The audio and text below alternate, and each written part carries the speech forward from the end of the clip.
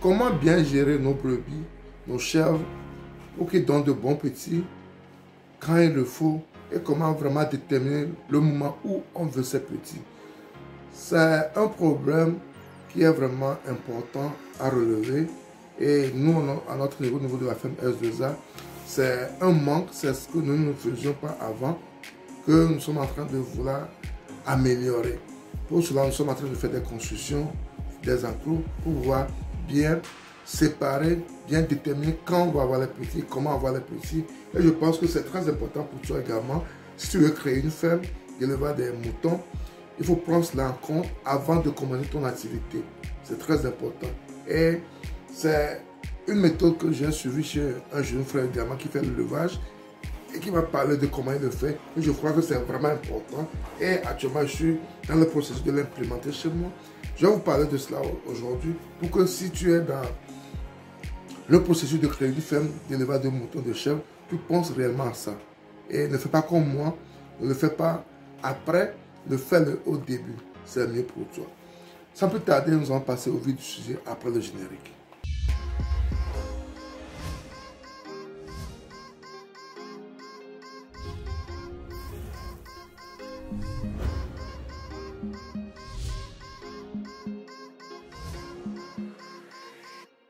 Si tu me découvres pour la première fois, mon nom c'est Sabi Aliati et sur ma chaîne nous parlons d'investissement en général, en élevage et en agriculture. Si ces thématiques te sont importantes également, tu es au bon endroit.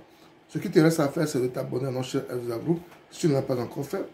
Clique sur la cloche de notification pour ne plus rater nos vidéos à chaque fois que nous allons publier. Ensuite, partage-le au maximum pour qu'elle puisse atteindre plus de personnes. Et n'oublie pas surtout un pouce pour permettre à YouTube de diffuser nos vidéos à plus de personnes. Nos moutons, nos chèvres, nous les aimons tous et nous voulons le bien pour eux. Ce qui va de soi, ça va nous arranger. Si nos animaux sont en santé, si nos animaux se reproduisent bien, nous aussi nous aurons le gain escompté. Comment faire pour mettre nos animaux en santé, surtout les brebis, pour qu'ils puissent donner les petits qu'on veut, pour qu'on puisse vraiment faire une très bonne sélection. C'est de ça que je vais parler aujourd'hui parce que c'est une chose que je ne faisais pas avant sur ma ferme. Et après discussion avec un jeune homme, un jeune frère togolais également qui fait beaucoup les animaux et les moutons, j'ai vu que sa méthode est vraiment importante, sa méthode est vraiment bonne et c'est ce que je vais implémenter sur ma ferme de cette année également. Je suis en train de faire des constructions pour cela. Donc, je veux te parler de cela pour que si tu veux faire l'élevage des moutons, pense à cela quand tu veux faire tes constructions pour vraiment bien commencer.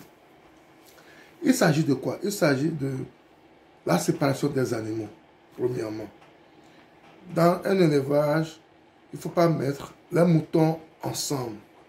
Il faut avoir au moins 3 à 4 séparations. Un endroit où on met rien que les femelles.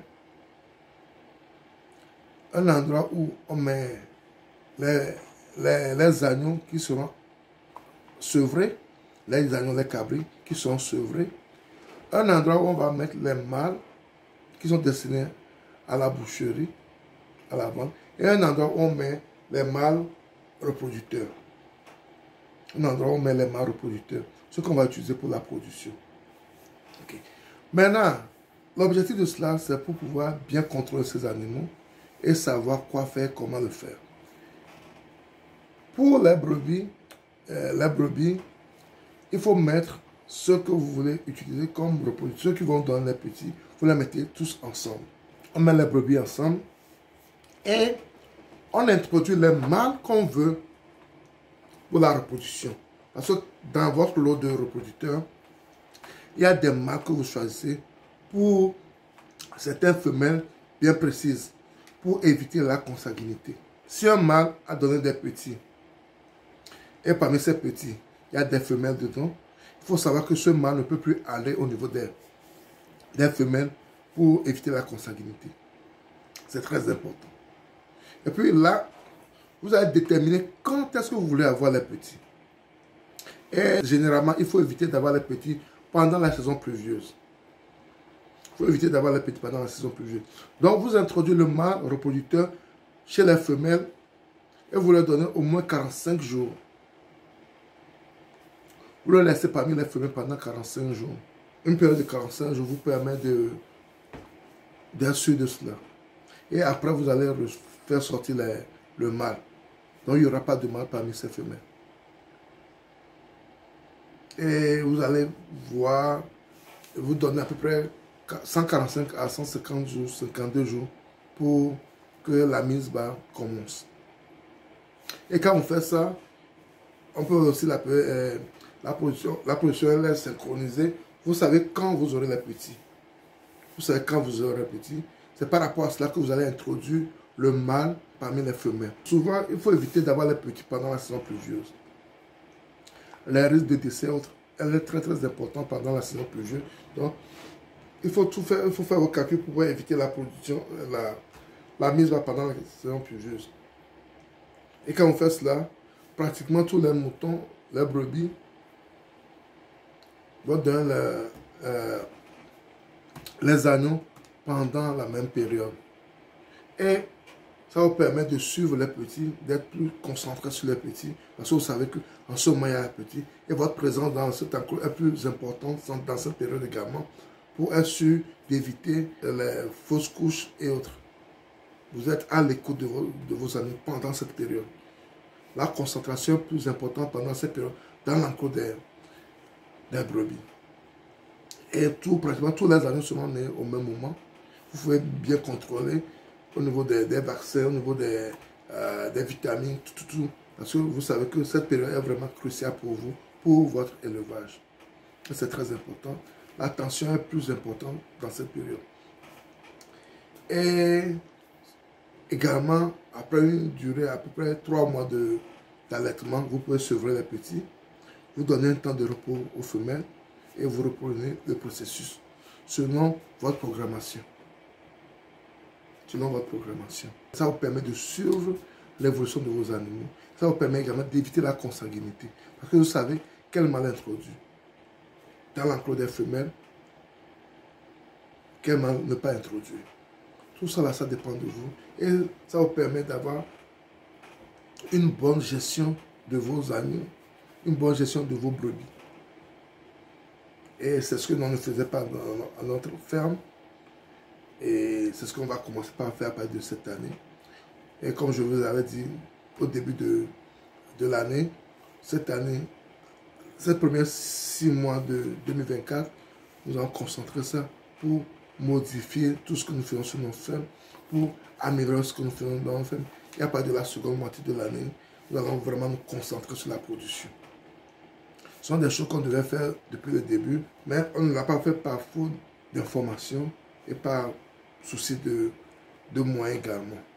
Donc, si tu l'as commencé comme moi, en les mettant tous ensemble, arrivé à un moment, il faut commencer à penser, à les séparer pour pouvoir mieux organiser votre production, pour pouvoir contrôler votre production.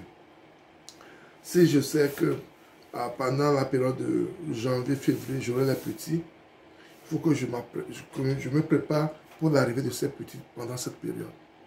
Il faut que je me prépare pour l'arrivée de ces petits pendant cette période. Une concentration, il faut voir les conditions de froid, les conditions de l'enclos, tout. Et vous êtes sûr d'avoir tous vos petits en santé.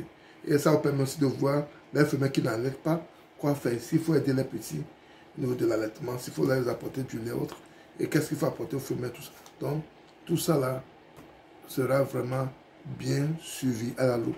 Et c'est bien pour votre production. Et ça, c'est important, si tu veux vraiment évoluer dans l'élevage des moutons, de le faire. Et c'est ce que nous, on va commencer cette année. C'est ce que je tenais à partager avec toi, parce que je veux que tu réussisses également comme moi. Et il faut qu'on se partage ces informations pour aller de l'avant. Et si tu aimes ça, n'oublie pas, ne la garde pas pour toi. Il y a quelqu'un dehors également qui a besoin de ces informations pour mieux diriger, pour mieux organiser sa ferme. Partage cette vidéo pour qu'elle puisse atteindre ce genre de personnes également. Et surtout, si tu n'es pas encore abonné, abonne-toi à notre chaîne SDA Group, clique sur la cloche de notification pour ne plus rater nos vidéos à chaque fois que nous allons publier. Et surtout, n'oublie pas un pouce pour ma YouTube pour diffuser nos vidéos à plus de personnes. C'était Sabi et à la prochaine.